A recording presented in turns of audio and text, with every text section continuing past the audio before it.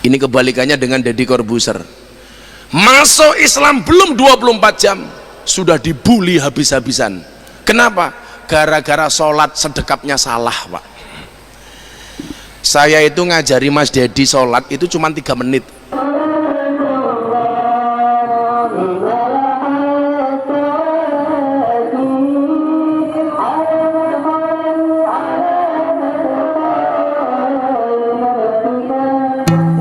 Diandra Al-Ghifari, channel yang membahas informasi, motivasi, Islami. Silahkan subscribe dan nyalakan loncengnya agar tidak ketinggalan video dan informasi terbaru dari channel Diandra Al-Ghifari. Seminggu setelah masuknya Deodatus Ari Sanjoyo ke dalam agama Islam yang kita kenal dengan nama Deddy Corbuzier, seminggu kemudian saya menemani beliau sholat Jumat di Jakarta. Selesai sholat Jumat kita pulang untuk ada acara syuting.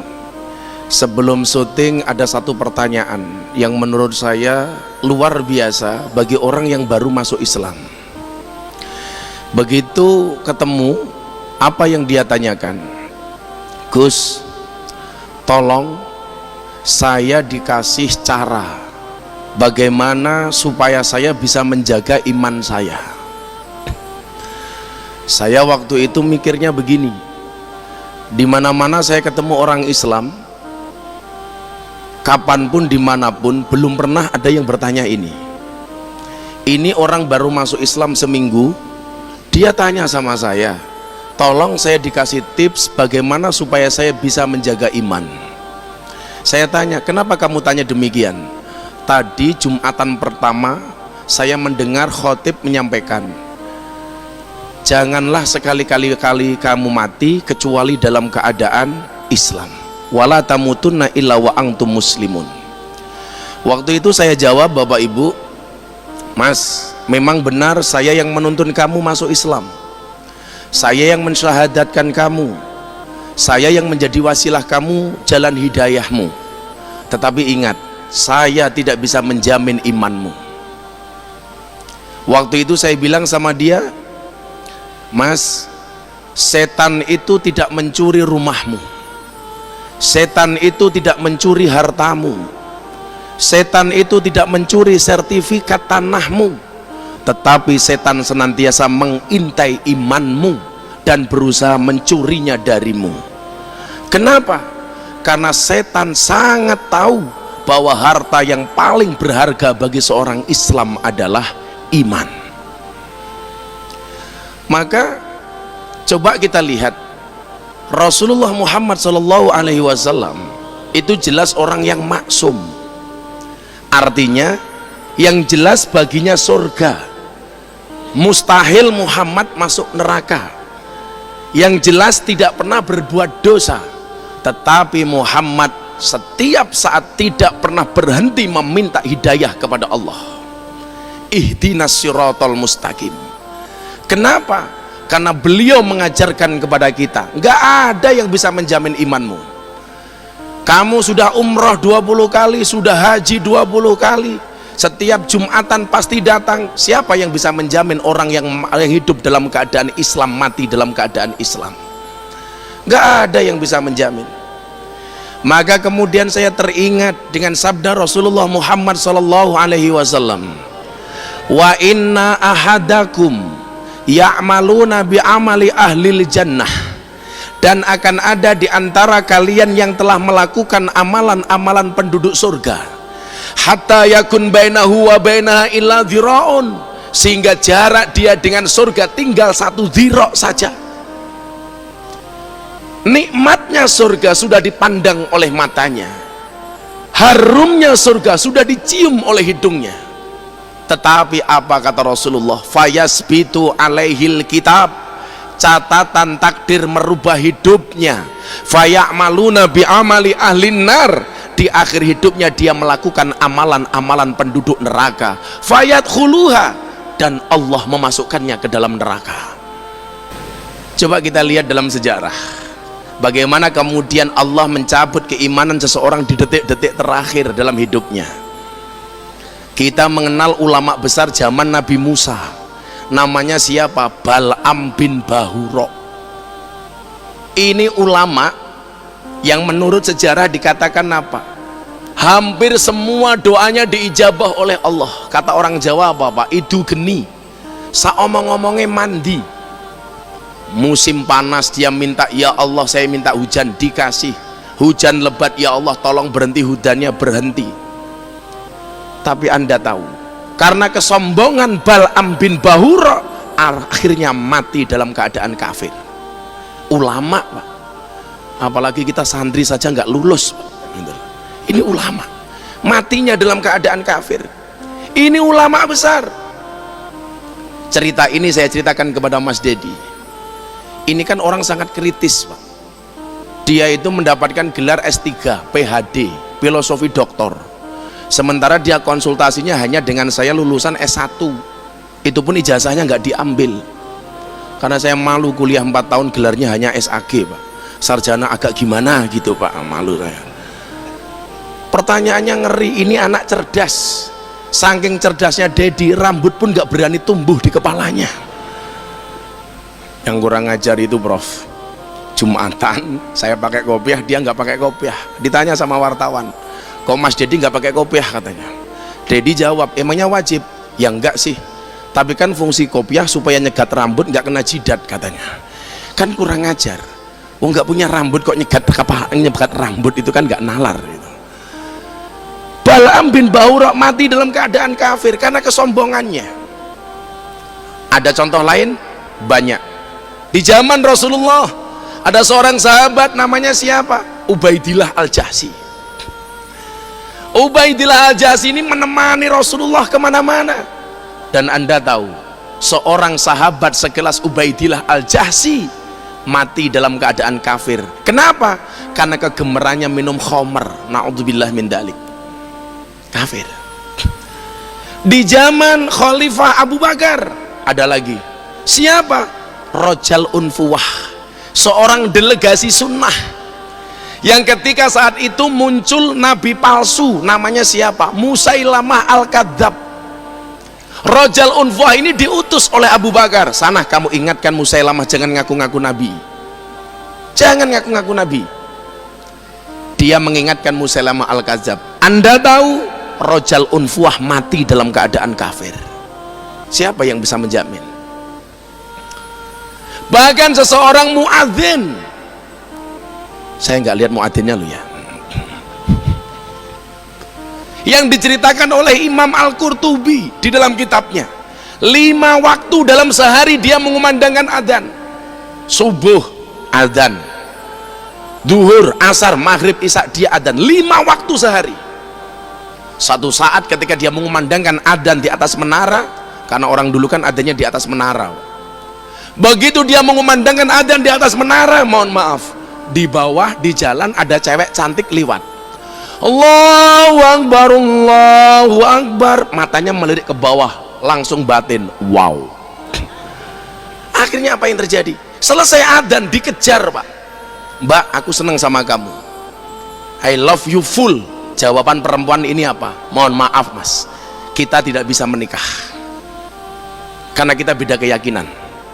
Sama kayak kemarin saya bilang sama Via Valen, sorry Via, kita beda keyakinan. Aku yakin mau, kamu yakin nggak mau, nggak bilang. Kamu Islam, saya Kristen, kita tidak bisa menikah Mas. Apa kata muadzin ini? Apa syaratnya supaya saya bisa menikahi engkau? Dijawab sama perempuan ini, gampang Mas, tinggalkan agamamu, masuklah ke dalam agamaku. Karena cinta sudah melekat, mata sudah terpikat, hati sudah melekat, tai kucing rasa coklat. Pernah makan ya Pak ya gitu. Dia mengatakan apa? Saya keluar dari Islam demi menikah dengan engkau. Dan Anda tahu apa yang terjadi? Malam pertama sebelum kumpul pertama kali kepleset, mati Pak. Coba, kehilangan Islam dan kehilangan yang lain-lainnya, kehilangan wanita yang diimpikannya. Ini tukang adzan. Maka kemudian apa? Hadis ini dilanjutkan sangat indah.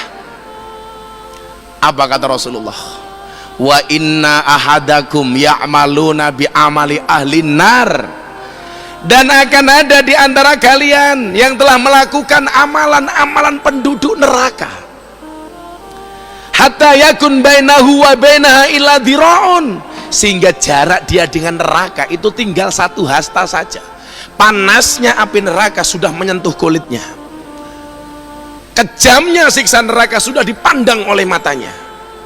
Tetapi apa? Fayasbitu alaihil kitab, catatan takdir merubah hidupnya. Faya'maluna bi amali ahlil jannah, di akhir hidupnya dia melakukan amalan-amalan penduduk surga. Fayadkhuluha, dan Allah memasukkannya ke dalam surga. Ya Allah, ini kebalikan dengan yang pertama tadi. Yang pertama tadi awalnya penduduk neraka, penduduk surga akhirnya masuk neraka. Ini awalnya seolah-olah dia penduduk neraka, tapi pada akhirnya Allah memasukkannya ke dalam surga. Adakah contoh? Ada. Husairim bin Abdil Azhar. Ini orang non-Islam, tapi cinta dengan Rasulullah. Ketika Rasulullah mau berangkat perang, dia datang. Rasulullah, I love you full. Apa yang harus saya lakukan? Ya sudah, kalau kamu cinta sama saya, kamu masuk Islam. Dituntun syahadat oleh Rasulullah. Asyhadu an la ilaha illallah wa asyhadu anna Muhammadar Rasulullah. Selesai masuk Islam, dia bertanya kepada Rasulullah, Rasul, apakah saya harus sholat? Tidak.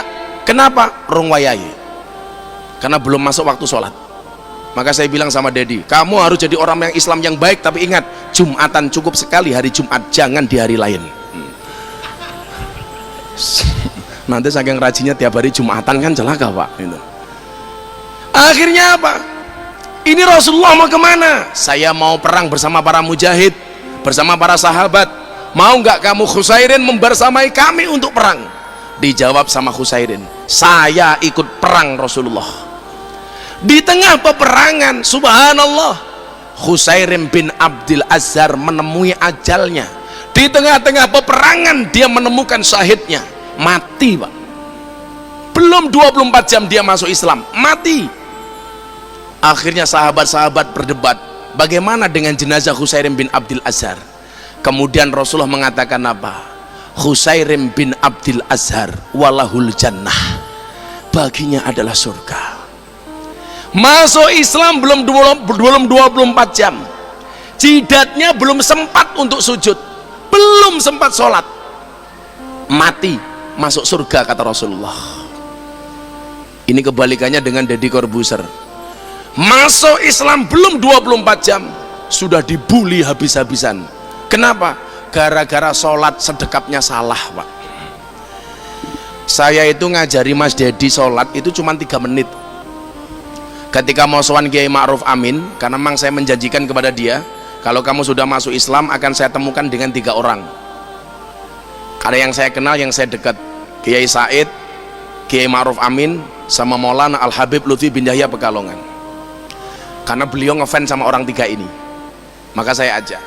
Begitu masuk halaman Kiai Ma'ruf, pas pampres telepon, Gus, sampaikan ke Mas Dedi, mau diajak sholat berjamaah sama Kiai Ma'ruf, berkenan apa enggak? Saya bilang sama Dedi, bro, diajak sholat sama Kiai Ma'ruf, sholat maghrib. Langsung Pak, kepalanya kemeringet Pak. Loh, kan saya belum diajari sholat katanya, baru masuk jam 1, jam setengah 6 itu posisinya. Akhirnya di dalam mobil saya praktek sholat 3 menit Prof, di depan dia. Saya di dalam mobil itu jengkang-jengking, difoto sama wartawan. Saya jengking di depannya Dedi. Mereka bilang, ini Miftah sama Dedi lagi ngapain katanya itu. Insyaallah. Akhirnya turun dari mobil, tinggal praktek wudhu. Saya masuk ke kamar mandi, saya praktek di hadapan dia. Dia contoh. Karena waktunya sangat mepet, waktu itu dia sholat tangannya begini Pak. Dibully habis di media sosial. Maka saya bilang sama dia, maha benar netizen dengan segala cangkemannya. Dah. Akhirnya dia galau, kok gitu-gitu amat ya Gus jadi orang Islam katanya. Santai brur, ini belum seberapa, besok gimana? Insya Allah lebih parah buliannya, saya bilang. Akhirnya saya bilang sama dia, kamu santai, kamu baru masuk Islam, tangan salah sedekap itu biasa, toh sedekap dalam sholat itu hukumnya sunnah, nggak wajib. Begitu ya Gus? Iya. Kamu lumayan masuk Islam langsung sholat diimami sama Kiai Ma'ruf Amin.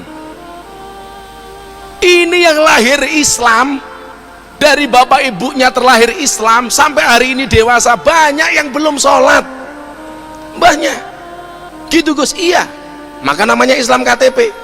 Maka yang KTP-nya Islam insya Allah masuk surga. KTP-nya Pak.